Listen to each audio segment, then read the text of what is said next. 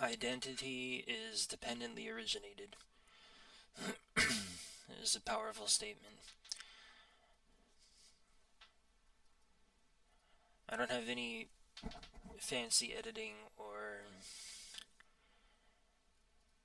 things to catch your attention in this video. I'm just gonna talk. Making videos like that, I think, the ones that I've been making recently, I think is really good way to draw people to my channel, so they can sit down and not be in ADHD mode and uh, meditate and listen to the Dharma and things like that. Anyway, identity is dependently originated. Simple but powerful, crucial even, point to keep over and over and over again mind training with, to keep training your mind with over and over and over again. From the beginning to the end of my path, well, rather to the beginning of my path, because I feel like I'm really only beginning.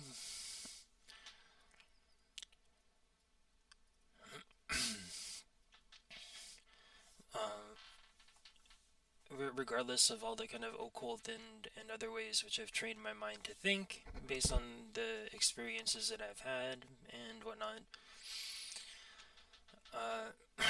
one of the most fundamental and important, and this is what distinguishes the Buddha Dharma from not the Buddha Dharma, mainly, is what makes Buddhism unique, is that the Buddha that I've cultivated, and it's been so crucial and important and remains being like that moment to moment, whatever I'm doing in my life, whether I'm working, meditating, thinking, talking to someone,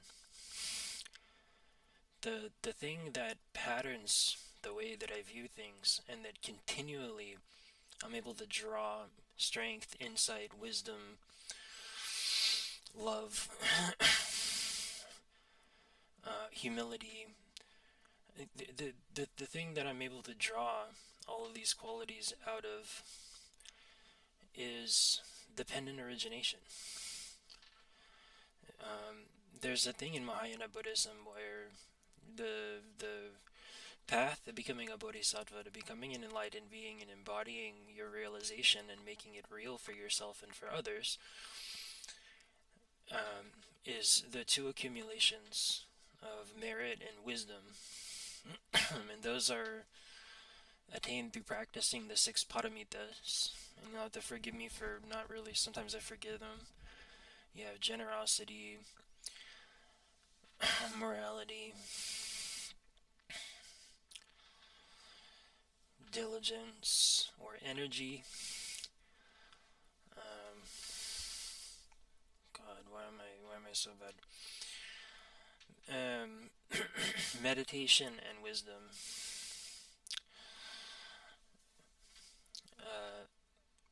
And all of these things are dependently originated. The only place to acquire these things are from other people. You can't acquire morality sitting in a cave. You can't acquire morality from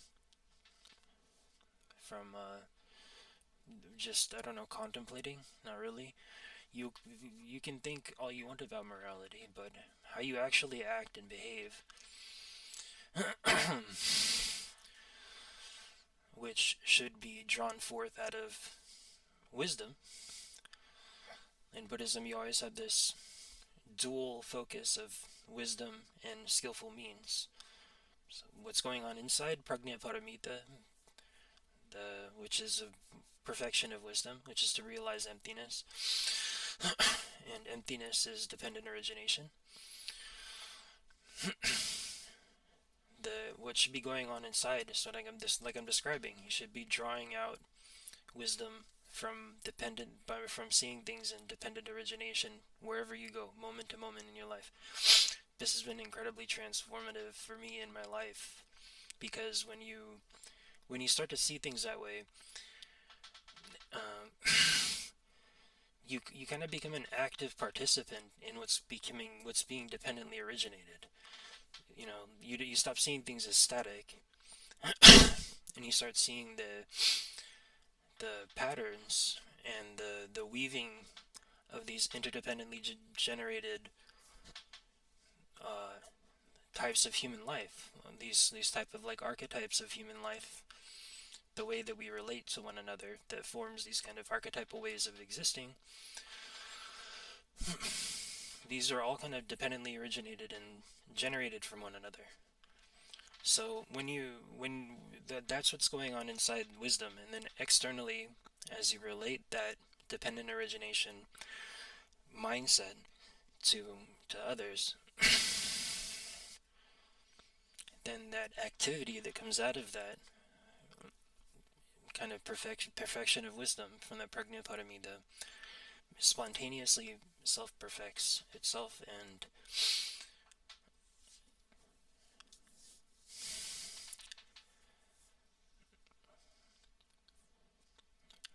and it continuously references itself and transforms your psyche.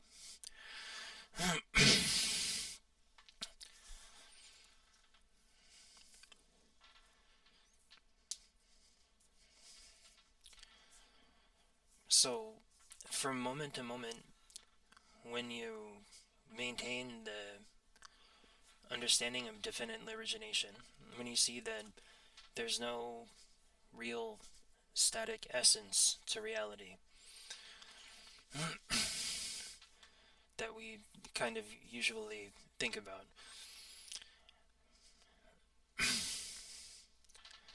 and so yourself is constantly generated, and it was generated from the union of two people. Yourself also is constantly generating and regenerating itself relative to other people. This is something that Buddhism is really valuable for giving the world.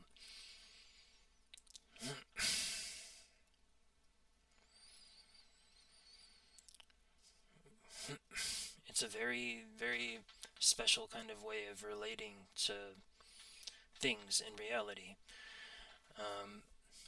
The way that I perceive myself existing in dependent originated kind of way is that I kind of perceive human activity as kind of like a bunch of archetypes, like in a kind of Jungian kind of way.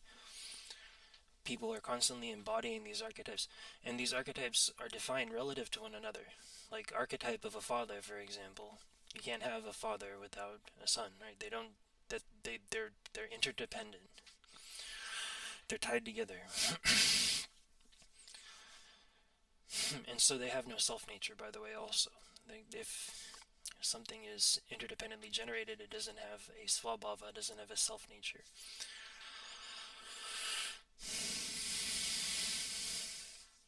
So I kind of perceive myself as being this kind of web of like archetypes, and there's a part of myself, my personas. Jung would call them personas, right? I have a work persona. I have a persona I'm facing to my webcam at home, talking to my YouTube channel and my wonderful friends.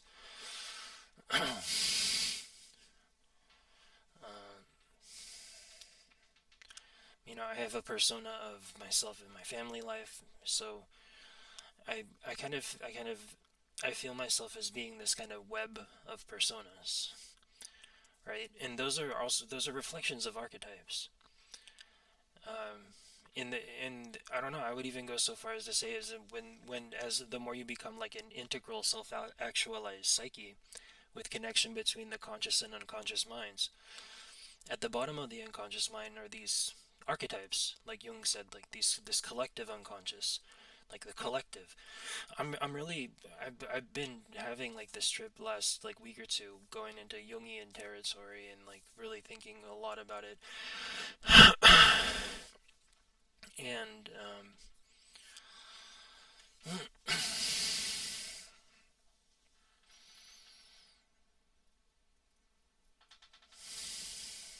right.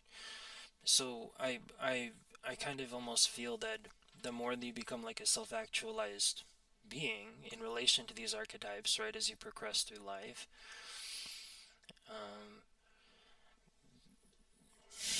and the more that you kind of have you're guiding the process with meditation, with contemplation, with the union of wisdom and means to create the accumulations of merit and wisdom, which lead to the bodhisattva path.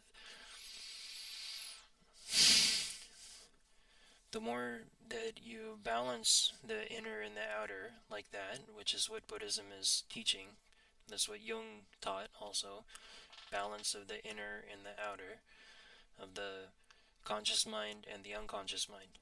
That's what Buddhism is basically saying when it's talking about the union of skillful means and wisdom. Skillful means and wisdom. So the more that you have this union of wisdom and means, or what's going on inside and outside, by the vision of things as dependently originated archetypes, dependently originated archetypes. That's what human life is, and that's what is going on in the depths of the collective unconscious as well. So the physical space that you're embodying, even the physical space on the earth, is a literal, psychic field of forms which are beholden to the archetypes within the collective unconscious.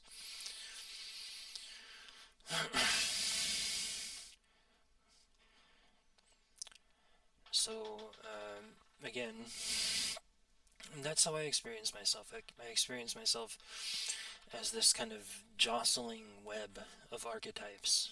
Kind of like the tree of life, like the Sephiroth on the tree of life. How the web kind of connected, and lots of trees of life interconnected together. Lots of Sephiroth. I'm sure a lot of people, have similar experience of what I'm talking about, because that's how reality exists. So,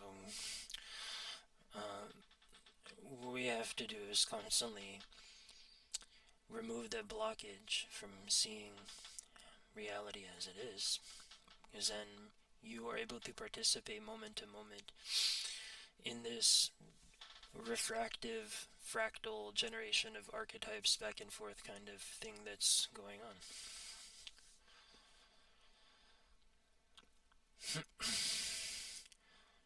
It's kind of weird, dependent thinking in terms of dependent origination, which to really get your mind to stop clinging, the mara of like clinging to the idea of an independent existence.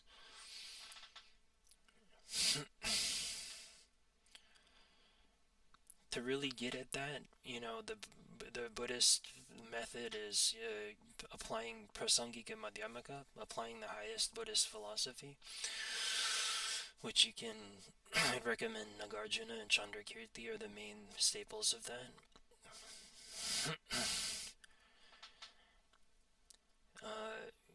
When you kind of see how Nagarjuna and Chandrakirti, what they're talking about when they deconstruct constantly through consequences. 𝖀𝖑𝖙𝖆 means consequences, by demonstrating the consequences of the way that we're thinking conceptually when we view the real existence of independent entities and not dependent entities, dependently originated entities.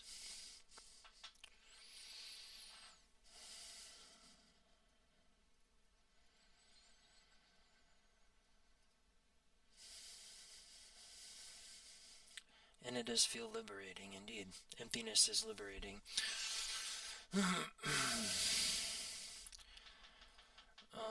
So the conscious kind of the center of the mind, the basic state which I stay in within the thinking of dependent origination constantly, is that is the kind of the basic space of dependent origination, which is the unconditioned absolute reality.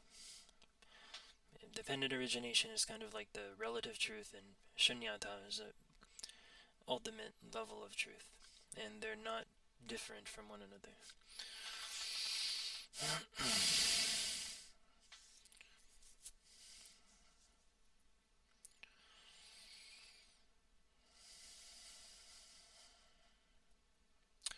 So the basic space within the midst of dependent originated conditions is still unified with the dependently originated archetypes.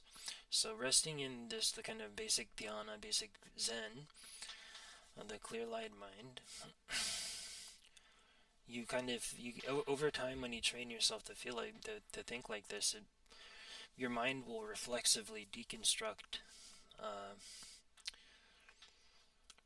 that kind of thinking about independent entities, which is amazing because I think that the kind of, I don't know, the information, the stream of information that's going between minds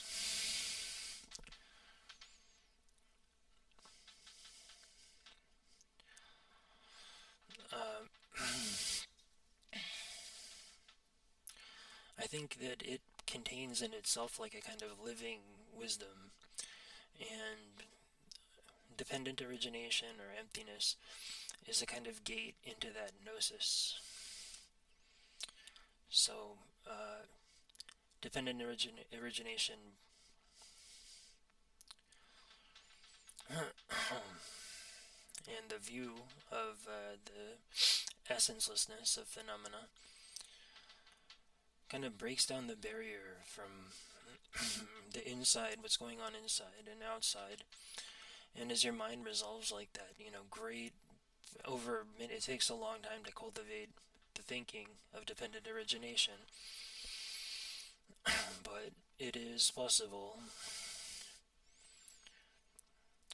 absolutely. And a tremendous amount of wisdom comes up and bubbles up from your unconscious mind when you are thinking like this, and when you're deconstructing constantly, and then drawing the discriminating wisdom out of it, sharpening the sword of your intellect in the process, in meditation when you do this. So it's a very powerful way of going about your life. You're able to kind of, I think, I don't know, your identity, your main persona of how you feel yourself as an individual, which again is just a feeling. There's no real individual. It's dependently originated relative to other people. So all the archetypes of how to define yourself, how you think about yourself, there's shit's going on from society. You've got all sorts of elements of these archetypes that define themselves relative to one another. You've got family, society, you got your workplace, you've got, I don't know, your wife or your girlfriend.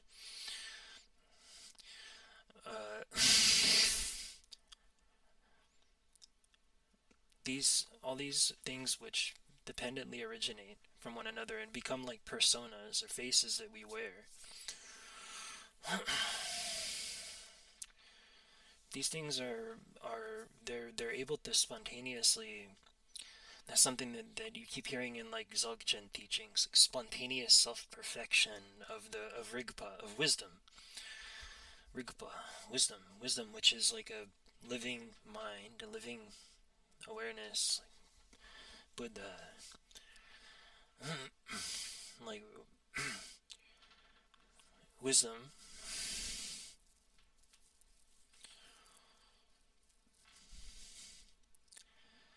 is perfecting the consummation of archetypes.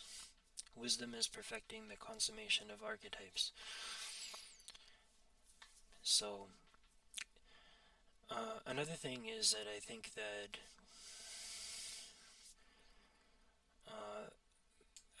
that you can kind of get a feel when you understand these things of better view of how people do things, of the way that they do and why they do things, what they do, and the kind of unconscious motivations behind them that are going on that a lot of people don't perceive.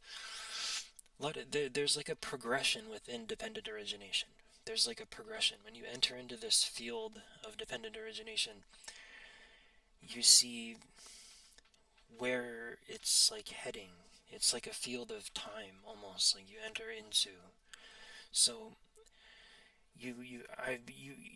there's the resolution that happens, like the resolving of complexes and things that happen moment to moment from dependent originated thinking, from shunyata.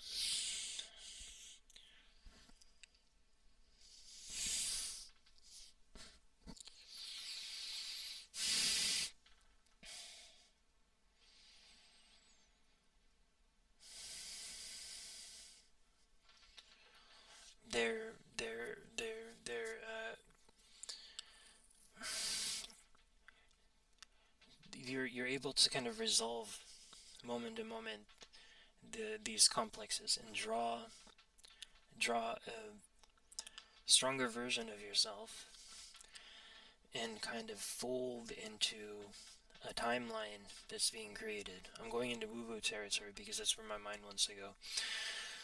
There's like almost like there's like a timeline almost is being like split and rendered apart and generated from this unity awareness.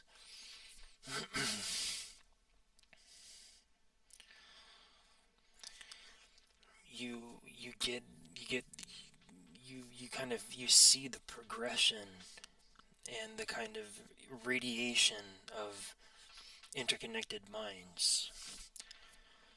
And a person who has internalized all of this, like, I'm very radioactive energetically in my head. When I go about it in my life, like, just me existing in a certain space, you know, like I feel like the penetration of energy into the ethers, you know, and things will like happen in my life. You know, you can just like trust yourself. That's another thing about this way of thinking. You kind of trust that there's always these archetypal factors going on at play, which I think people do kind of normally when they say like, oh, I think this happened for a reason, or this happened because of such and such. You know, they kind of impute and imply that that's what's happening. But you really have, you enter into that level of existing, and you really have that experience that that's what's happening. So you learn to trust what goes on in your life, and things appear, you know, in ways, and the way that they happen, and you see why. You see exactly like, oh, I know exactly why that person appeared in my life, even if it's just a couple things you said to them that made them think a little bit differently or something, or just the way that you impacted, the way that you dependently generated, from being in their space. See how powerful that is to a way to think, you know. If you view yourself as like constantly like being radioactive and dependently generating moment to moment, or with the field around you, that's the way you liberate all sentient beings as a bodhisattva. You liberate them within the field of your perception, like Hello Kitty taught in the video that I just made. And all those sentient beings become a part of your Buddha field. It says so in the Vimal Sutra, first chapter of the Vimal Sutra, Purifying the Buddha field. It says that the Buddha field of a bodhisattva is made out of the merit of sentient beings. So inasmuch as you can improve the merit of sentient beings, gathering the two accumulations towards bodhisattvahood, merit and wisdom of dependent origination, and merit which springs out of the selflessness that you feel in the face of this web of dependent origination. These sentient beings are like your family.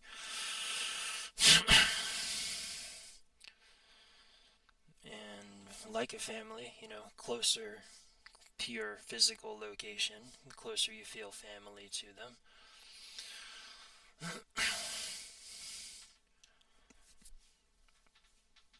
Usually, sometimes with the internet that got a little bit skewed.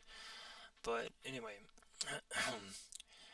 when you enter into this like field of interdependent origination,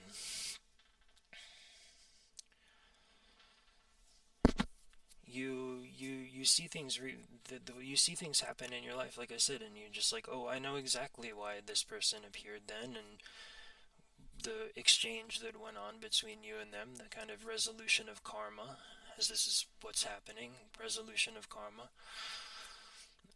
and some divine intervention, I would imagine also. But you'll just your existence will like imbue that field of archetypes that we live in.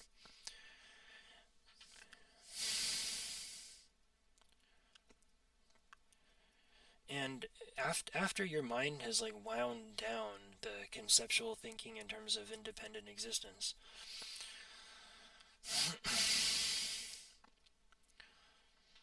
after your mind has wound down that process, it's very simple, and it starts slowly, but it becomes stronger. It's very simple just to abide within the natural clear light mind, with a mind trained on dependent origination, or emptiness.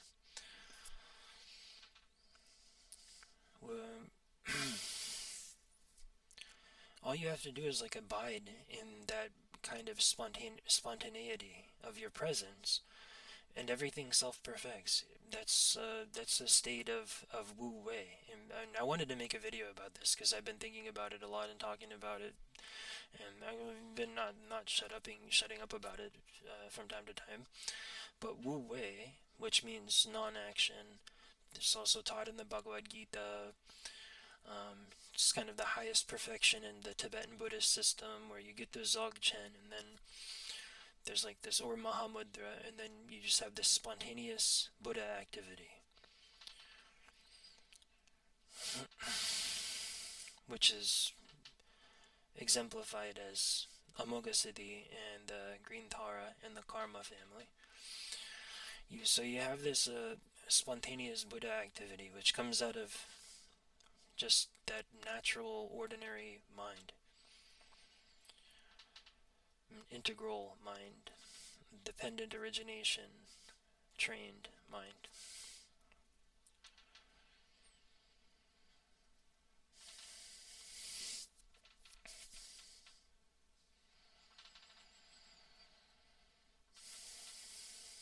So when your mind abides like that, it's just, no, it becomes a part of the Buddha wisdom. So it just kind of is a spontaneous process. Your mind is penetrated by millions and millions of Buddhas,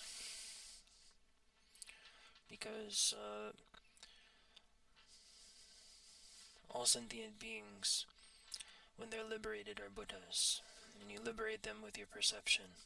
You hold that awareness and that vision as you take it into the field of reality. Perfect whatever comes out of your relationship with other people. Constantly efface yourself within selflessness, which is what dependent origination means, selflessness. There's no self. So you efface yourself within selflessness, and you'll spontaneously accomplish what's the best activity from moment to moment, Buddha activities. So someone, I'll give you an example. So someone is being very, vulnerable with you, and they're talking to someone, and there's an opportunity for you to kind of show them, some compassion to make them feel better. That's an opportunity to exemplify 𝖀𝖏 bodhisattva in yourself, and kind of implant that germ, of that radiated germ that comes out of your mind within them. That's just one example of spontaneous activity. There could be another person needed to become a wrathful Buddha for. You know, I'm a fucking...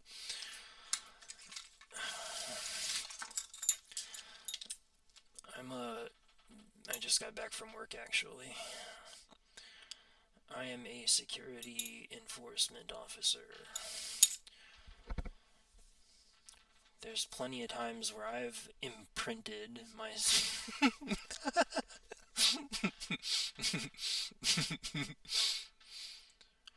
There's been plenty of times where I've imprinted myself on...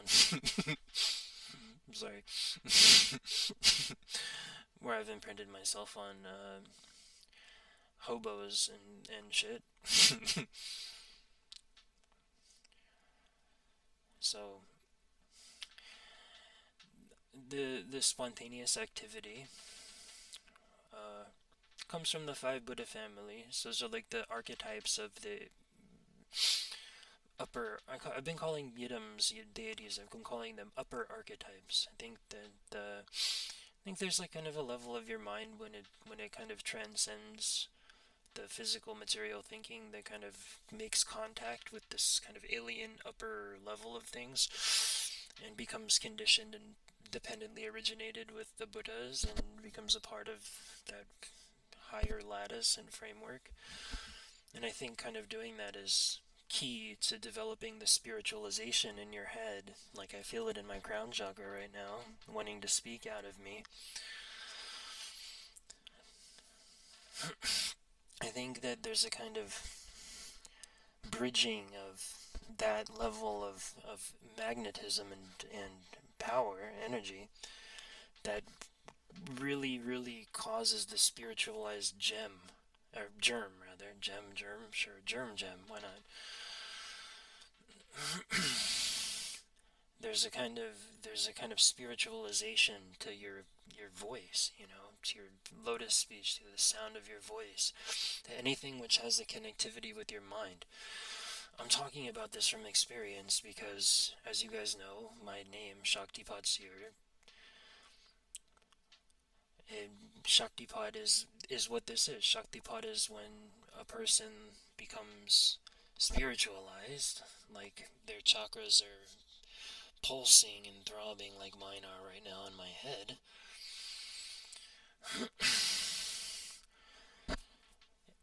It can transmit to other people. You know, I've had people... This is what started my whole path.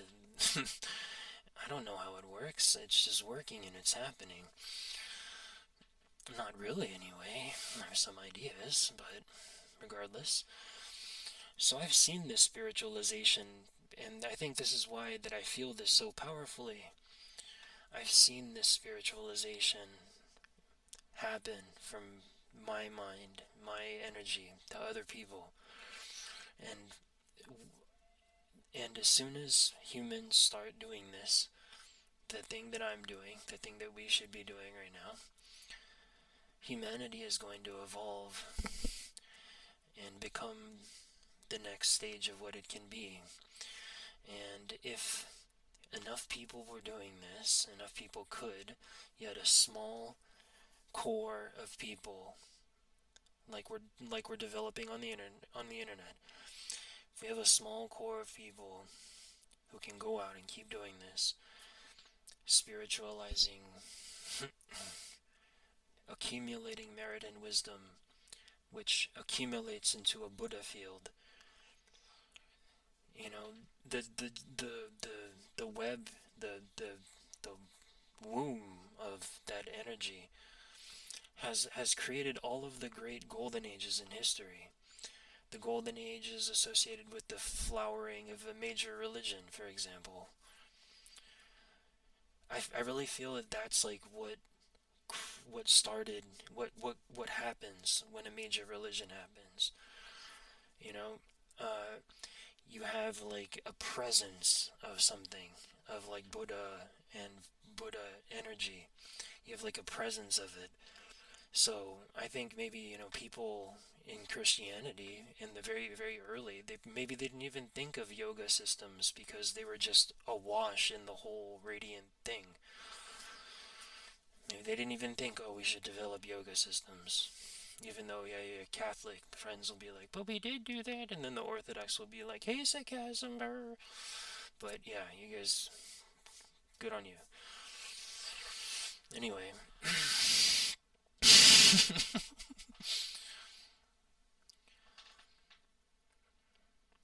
So I feel like if enough people were doing the thing that I'm doing right now and that I've been doing, you could have the flowering of something like the energy of a new major religion, or you could have, it could be something that pushed humanity into the fucking golden age, right at the right time when the singularity is coming and the AI and shit. We need to have humanity with its what makes humanity human and what humanity brings to the table, which is the spiritualization possible. Okay, so I think that was a lot to cram into one video. I need to do this more often. I have so much shit in my head, and I'm desperate for a means to express myself. And I think that this kind of format of just emptying what's going on in my head is I think is a good format. So really, very important, and this is like the key into esotericism. This is the key into the the secret, the hidden way of thinking and way of existing and living and being is dependent origination. Dependent origination is the master key. And see, there's some dependent origination. Courtney, you're calling me.